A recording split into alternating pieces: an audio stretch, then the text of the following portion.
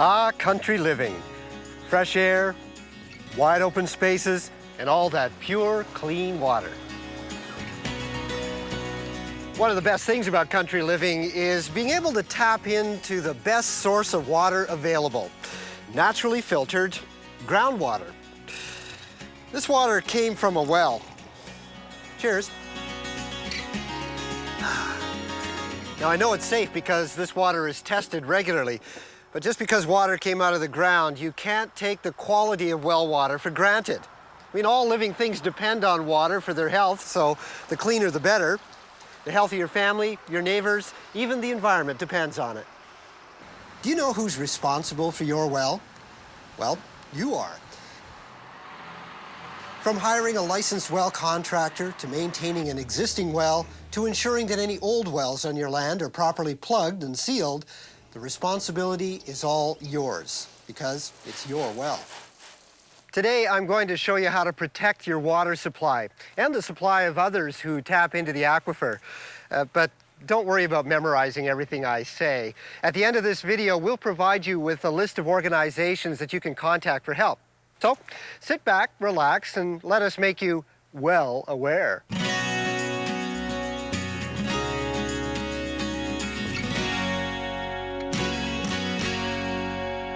To understand why it's so important to be well aware, let's start by talking about groundwater. It's the source of your well water.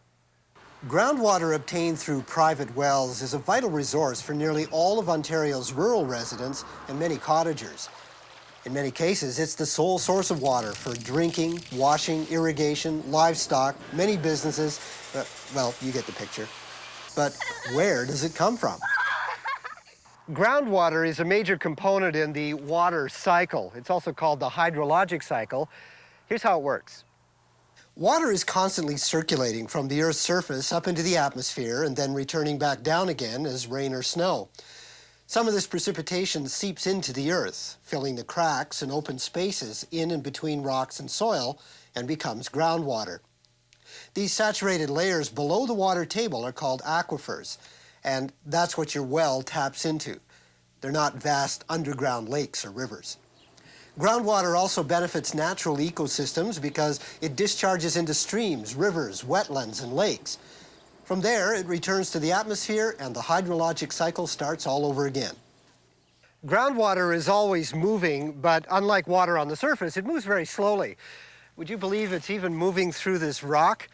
If you look here, you can see it's wet here. There's another wet spot here because the water is making its way through tiny little cracks in the bedrock.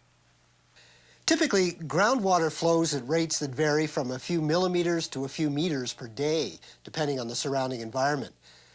When groundwater becomes contaminated, it can take a long time for the contamination to show up at your well. That means it's also a very long time before the groundwater can be restored to its original condition. Now, you can't have a well without the groundwater. So the first thing you need to do is find out about your local groundwater conditions. How do you do that? Fortunately, there are more than 500,000 water well records on file, so that's a good place to start. They contain a lot of information that'll help you locate good groundwater in your area. Also, many municipalities across Ontario are mapping their groundwater resources. We have information on the groundwater resources within our office and also on the county's website. And this information pertains to the bedrock aquifers, the shallow, intermediate, and deep aquifers, and where they're located throughout the county.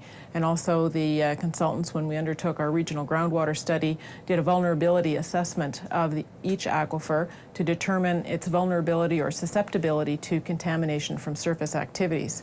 We have also compiled information on bedrock geology, quaternary geology, superficial sands and gravels, soils in the area that can help and assist a well driller in determining the best spot to drill a well. We've also undertaken a potential contaminant inventory that provides information on previous or pre-existing uses throughout the county that could cause or could lead to contamination of either private or municipal wells. And this information also is available from our office and on our website. So you might be interested in knowing whether there was a petroleum or oil gas well abandoned within the area, and that may affect your choice of where you locate your well. Some sites are more sensitive than others, so try to get as much information as possible about your area. You're lucky, Ontario has world-class experts in all aspects of groundwater resource development, protection, and water well construction. First, talk to your municipality or a licensed well contractor to find someone who can provide advice about the geology and the groundwater resources in your area. Then, it's on to the next step.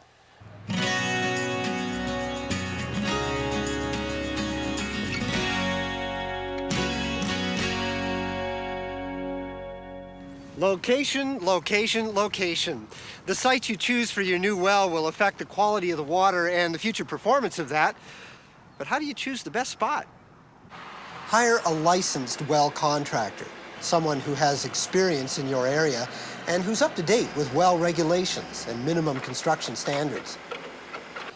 Ask to see your licensed well contractor's credentials. The person who owns the business must have one of these, a license from the Ministry of the Environment. So should the people who construct the well, those who install the pumps, even those who plug the old wells.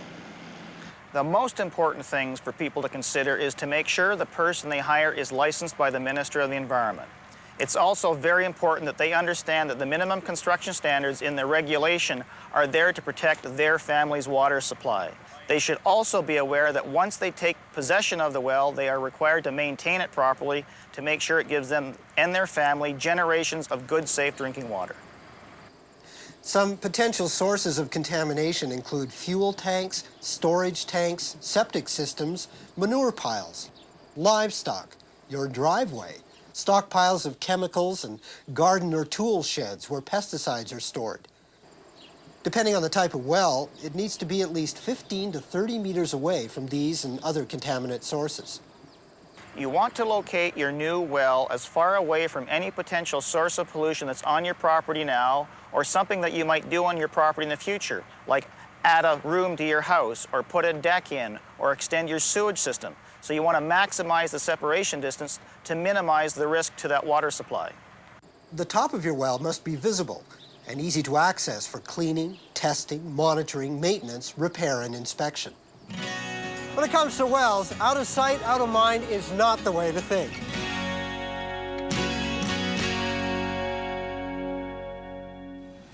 Wow, would you look at all this stuff? There's a lot more to a well than just a hole in the ground.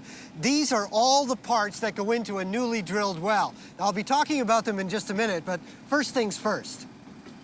Thousands of new wells are constructed every year. That's a lot of wells, and a lot of potential for risk if they're not constructed properly.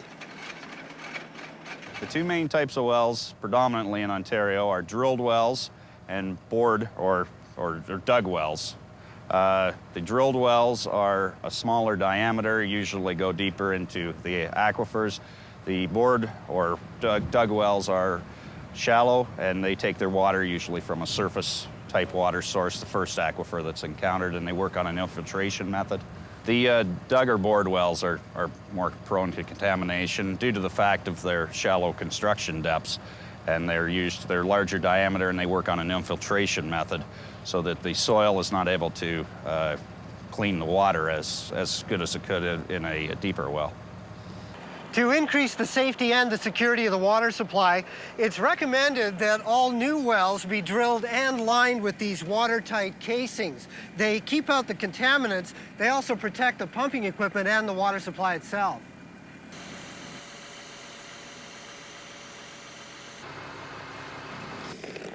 This is the well grout. It acts as a sealant to fill the gap between the drilled hole and the outside of the casing. Provincial regulations require that the gap be sealed to ensure that it's watertight. It's recommended that products such as bentonite clay be used because it expands to fill the gap completely.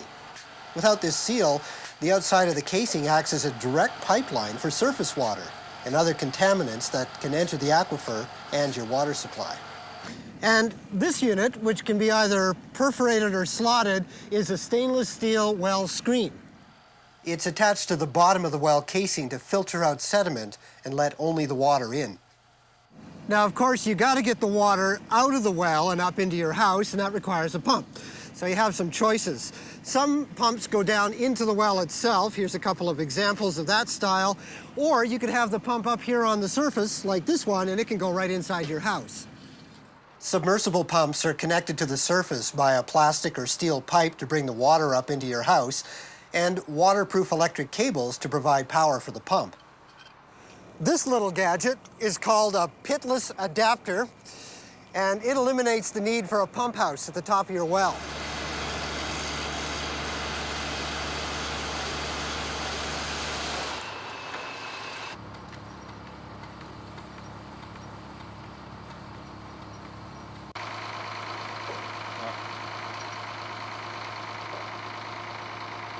To prevent surface water contamination, it's required that the well casing extend at least 40 centimeters, that's about 1.5 feet, above the finished ground level of the elevated area that surrounds the well.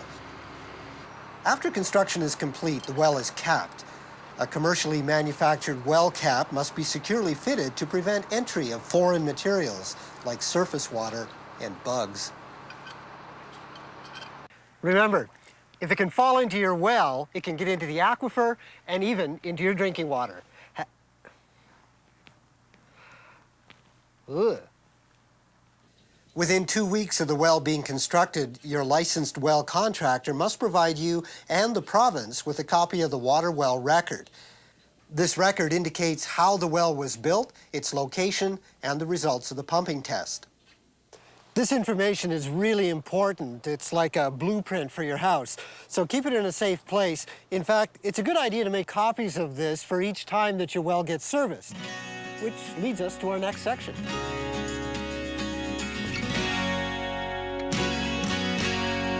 Along with proper location and construction, your well also needs regular preventative maintenance to ensure a long and trouble-free life. I mean, after all, you probably service your car every spring and fall. At least you're supposed to if you don't want it to break down. Well, you should do the same thing with your well. Rather than wait until something goes wrong, prevent the problem from happening in the first place. Start with a close look at your well. The area around it should be clear of any potential contaminants, like this can of gasoline. Sure, it's just sitting here right now minding its own business, but suppose it gets knocked over. All that fuel just spills into the ground. 1 liter of gasoline contaminates 1 million liters of groundwater.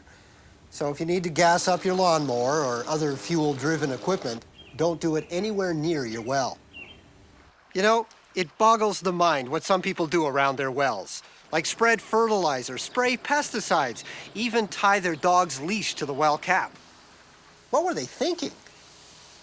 So once you're satisfied that the area around your well is okay, and here there are still some issues like this garden that's too close, but once you've checked all that, take a close look at the well itself. And if it's an older well, make sure that the cap isn't cracked or damaged or, in this case, completely missing. If it is, it needs to be repaired or replaced right away. Also make sure there aren't any problems with the sealant around the well casing. This well has a problem here with the hole around the outside of the casing, which the surface water could get down and contaminate it. It hasn't been properly grouted, and it'll get down and contaminate the aquifer, and contaminate the household here, and contaminate the neighboring properties as well. The pump will eventually wear out, so you need a licensed pump installer to give your well some mechanical attention, and that's also a good opportunity to do a thorough inspection of all aspects of your well.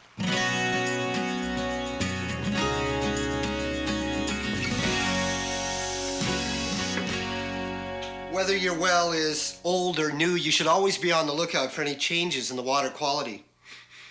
If it smells, tastes, or even just looks different, then you should have it tested in a lab. The experts there can often find things that you'd miss if you did a self-test. I had no idea there was anything wrong with our water until the test results came back, and we had an unacceptably high number of coliform and E. coli. You can't always taste, smell, or see bacteria or other contaminants. That's why the province recommends that you test for bacteria at least 3 times a year. If you need information about conducting well water sampling, contact your local health unit. A sampling kit that provides detailed instructions is available. When you get your water report back, you will see that there are two parameters identified, E. coli and coliforms. And they separate those two parameters for a very important reason. The source of the contamination is quite different. If you have E. coli present in your drinking water, in your well, it means that you are being impacted upon by fecal material. And that could be from your own septic system, or it could be from somebody spreading manure near your well. So that's really important because E. coli will cause disease. Coliforms, on the other hand, are naturally occurring in plants and animals and soil. Having coliforms in your well at a very low level doesn't necessarily indicate a negative impact on human health. But there are some coliforms that do cause problems, and that's why you need to look for both when you monitor water in your well. Don't take your well water for granted. The public health inspector at your local health unit can help you interpret the results of your tests. If there is a problem with your water, it's always best to conduct a visual inspection of your well first. If the source of the problem can't be detected, bring in a licensed well contractor right away to identify the source of the problem and eliminate it. You can save yourself a lot of money by doing this instead of rushing out to buy a home treatment device that may be expensive to install, operate, and maintain. And it may not eliminate the source of your trouble. I think the problems we had were caused by the garden that I planted around the well. I mean, the well isn't an attractive thing, and I thought flowers would look nice, and it wasn't a good idea. I've contacted the Ministry of Environment, and they have a list of licensed well contractors, and I've gotten in touch with someone from the list, and they're coming out to have a look at our well, and we'll discuss our plans.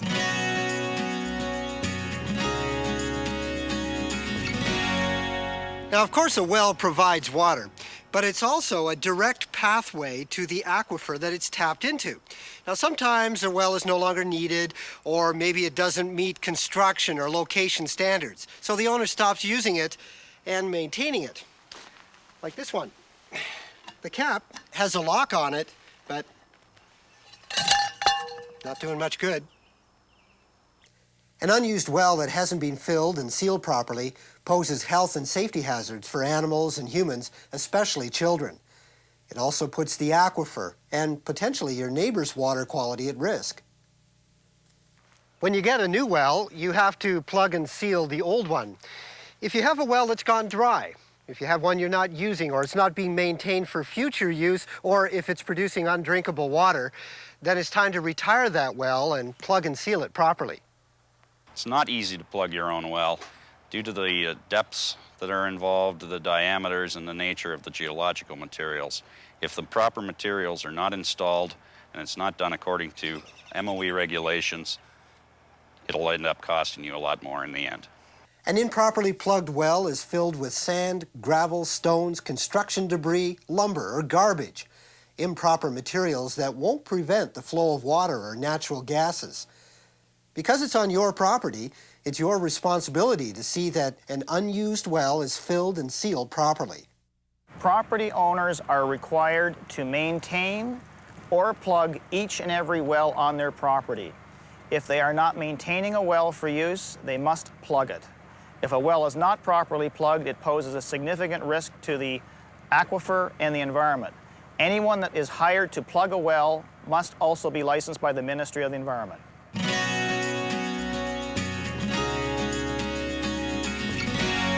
So you see, there are plenty of ways for you to become more well aware than you are now. As long as your well is properly sited, constructed, and maintained, it'll meet the needs of you and your family and protect the groundwater for years and years. We all have a responsibility to ensure that our drinking water is safe. It's vital to be proactive for the sake of your family and the community.